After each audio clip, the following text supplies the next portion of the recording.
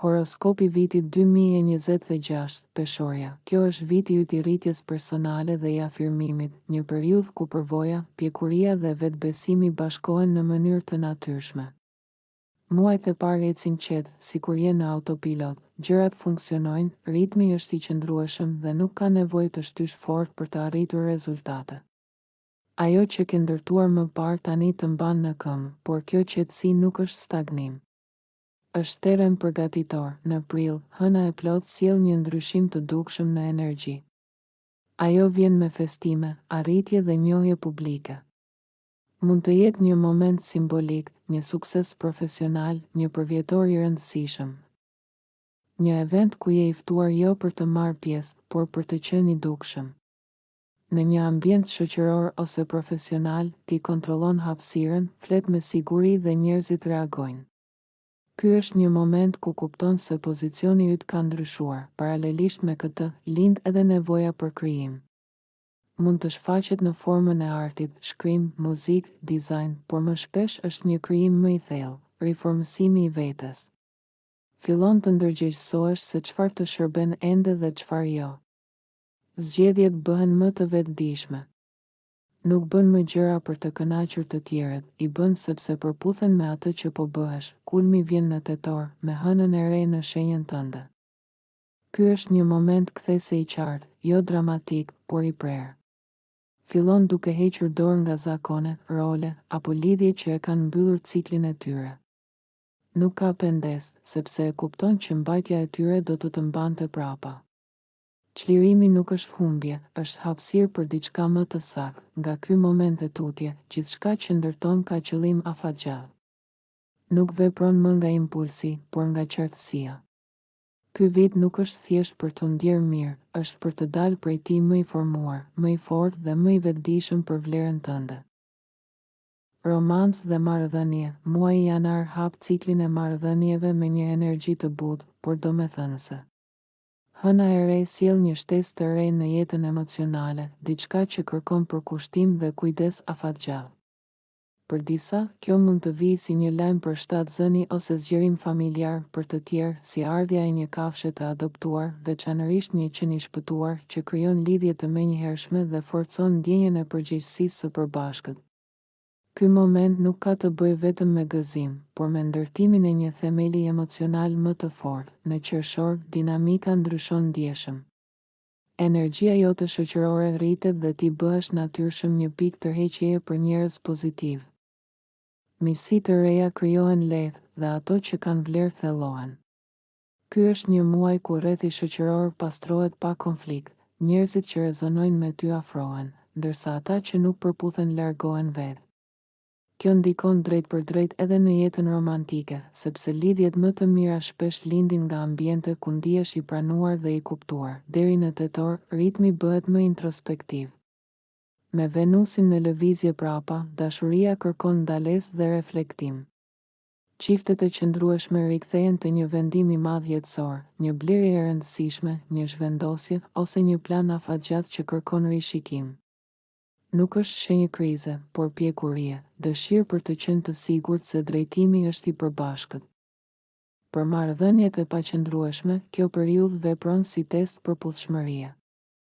Ajo që është ndërtuar mbi kompromis të tepruar ose frikë nga vetmia vihet në provë. Çfarë nuk ka bazë të fortë, ose përmirësohet ndjeshëm, ose përfundon. Për beqarët, mesazhi është I qartë dhe I drejtë për drejtë. Dashuria për veten është standardi I ri. Nuk ka më hapësirë për të kënaqur me më pak se ajo që meriton. Në këtë fazë, të qenit vetëm nuk është mungesë, është zgjedhje e vetëdijshme. Dhe pikërisht aty, ku nuk ka ngut, krijohet terreni për një lidhje të vërtetë dhe të qëndrueshme. Financa dhe karriera. Gjysma e parë e vitit kërkon kujdes financiar dhe disiplinë. Me ndikimin e Venusit, tundimi për të shpenzuar më shumë se ç'duhet është real, veçanërisht për gjëra që duken të domosdoshme në moment, por që nuk janë të planifikuara. Mund të shfaqen shpenzime të papritura, si një pajisje shtëpiake që prishet papritur ose një udhëtim I detyruar që të shtyn të përdorësh kursimet. Kjo nuk është krizë, por sinjal për menaxhim më të kujdesshëm dhe për të mos marrë vendime impulsive. Lehtësimi fillon të ndihet në prill, kur Urani largohet nga zona e parave. Kjo sjell një stabilizim të ndjeshëm pas një periudhe luhatjesh dhe pasigurish. Një investim që ka qenë i paqëndrueshëm fillon të qartësohet, ose një kredi, borxh apo çështje financiare e hapur gjen zgjidhje. Është momenti kur kontrolli rikthehet dhe parat nuk ndihen më si burim stresi të vazhdueshëm. Tetori shërben si një pikë rregullimi. Rishikimi i buxhetit bëhet butoni yt i resetit. Shikon qartë ku po shkojnë parat, çfarë duhet shkurtuar dhe çfarë meriton investim. Vendimet e marra këtu janë praktike dhe të qëndrueshme, jo të nxituara. Presioni financiar fillon të bjerë ndjeshëm drejt nëntorit, duke krijuar më shumë hapësirë për frymëmarrje dhe planifikim afatgjatë. Në planin profesional, Jupiteri luan rolin e mbrojtësit të karrierës. Mundësitë nuk vijnë përmes përpjekjeve të izoluara, por përmes lidhjeve të duhura. Një kontakt mbështetës, një rekomandim ose një bashkëpunim hap dyert që më parë dukeshin të mbyllura. Veçanërisht i rëndësishëm është shfaqja e një mentori të zgjuar, dikujt me përvojë që ofron këshilla praktike pikërisht në momentin e duhur. Fjalët e tij nuk janë motivuese, por të sakta, dhe ndikimi i tyre reflektohet drejt për drejt në avancimin tënd profesional. 2026 do të sjellë ndryshime të mëdha në jetën tënde profesionale. Viti 2026 është paraqitur si një periudhë transformimi të theksuar në karrierë, ku atmosfera do të kërkojë si durim ashtu edhe vendimmarrje të balancuar. Sipas parashikimit astrologjik, gjasat janë që gjysma e parë e vitit mund të testojë aftësinë tënde për të zgjedhur rrugën më të mirë, për shkak të ndryshimeve të papritura apo periudhave me pasiguri që mund të shkaktohen nga ndikimet e ndryshme energjetike. Megjithatë, gjysma e dytë e vitit hyn në ndikimin e Jupiterit, planetit të zgjerimit dhe mbështetjes, duke sjellë rritje, mundësi dhe një perspektivë më të qartë për avancim të karrierës. Në fund të vitit, puna e qëndrueshme dhe përpjekjet e vazhdueshme kanë potencialin të krijojnë një rrugë të fortë drejt suksesit afatgjallë. Thetimes of India, çka do të ndodh konkretisht në profesionin dhe punën tënde? 1. Fillimi i vitit, sfidë dhe testim. Në muajt e parë të vitit mund të ndjesh një farë paqartësie në vendimet profesionale. Mund të ndodhin ndryshime të papritura në strukturën e punës, role apo përgjegjësi që të detyrojnë të rishikosh planet e tua. Kjo periudhë s'është moment për të hequr dorë, por për të përqendruar më shumë në përgatitje dhe përmirësim të aftësive. 2. Prilli, kthes drejt stabilitetit. Nga prilli e tutje, tendencat tregojnë se modelet e karrierës fillojnë të qetësohen, dhe ajo çka ka qenë e paqëndrueshme fillon të gjejë një rrugë më të qartë.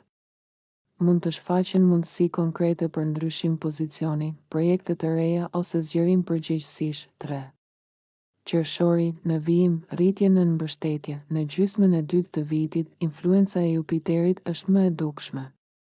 Kjo sjell mundësi të zgjeruara, shpesh të lidhura me profile punësimi që kërkojnë kreativitet, menaxhim apo ide të reja inovative. Për ata që kërkojnë punë, janë muajt kur njehje më të mirë e tregut dhe kontaktet profesionale mund të japin rezultate.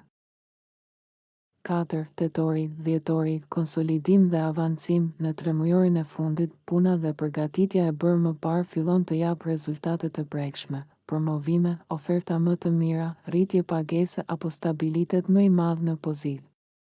Është koha kur shohim sakrificat e bëra të marrin formë të qëndrueshme dhe kur karriera merr një drejtim më të qartë. Pikat kyçe të vitit në punë dhe zhvillim profesional, rritje e pagave dhe kërkesës për aftësi të reja. Parashikimet për tregun global tregojnë se edhe në një klimë ekonomike të paqëndrueshme, paga mesatare profesionalisht pritet të rritet në 2026, duke reflektuar kërkesën e fokusuar të talente me aftësi të avancuara. Në DTV.com, transformimi i vendit të punës, ambientet e punës po evoluojnë drejt strukturave më të shëndetshme dhe fleksibël, ku mirëqenia, ergonomia dhe bashkëpunimi janë prioritet. Këto ndryshime synojnë të përmirësojnë performancën dhe kënaqësinë në punë gjatë vitit 2026. Ethrol.com, integrimi i inteligjencës artificiale. Një nga valët më të fuqishme të ndryshimit është adoptimi i sistemit AI si bashkëpunëtor pune, Copilot.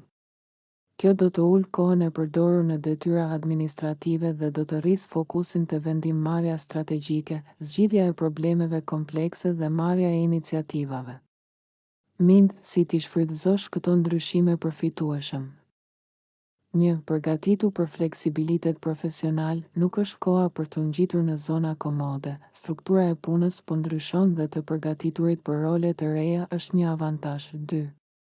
Mëso aftësitë të reja. Aftësitë në bashkëpunim me teknologjitë inovative, menaxhim të ndryshimit dhe interpretim të dhënave do të jenë më të kërkuara se kurrë. 3. Krijo lidhje të forta profesionale. Rrjedhëzimi dhe shfrytëzimi i kontakteve profesionale do të jenë shtylla kryesore të suksesit në këto ndryshime dinamike. Datat kyçe të vitit, 7 janar. Kjo datë vendos tonin për gjithë vitin. Është një moment i përshtatshëm për vendime të qarta, nisje strategjike dhe përcaktim kufish. Çfarë vendoset ose kuptohet rreth kësaj date ka ndikim afatgjallë. Nuk është ditë për hezitim, por për drejtim. 23 shtator, një pikë ekuilibri dhe riorientimi.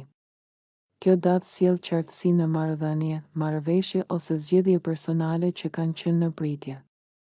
Mund të vijë një përgjigje, një ftesë ose një shenjë e qartë se ku duhet të investosh energjinë tënde. 11 tetor, datë e fortë për rilindje personale. Ajo përforcon procesin e lënies pas të së vjetrës dhe nisjen e një cikli të ri. Vendime që merren rreth kësaj kohe janë të guximshme, por të sakta.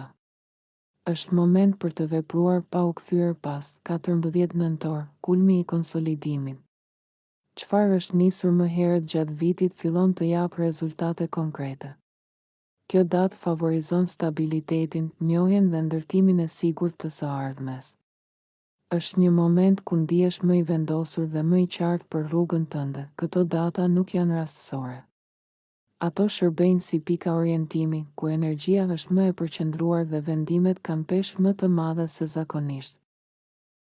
Fuqia jote rritet ndjeshëm kur Venusi ndodhet në shenjën e peshores.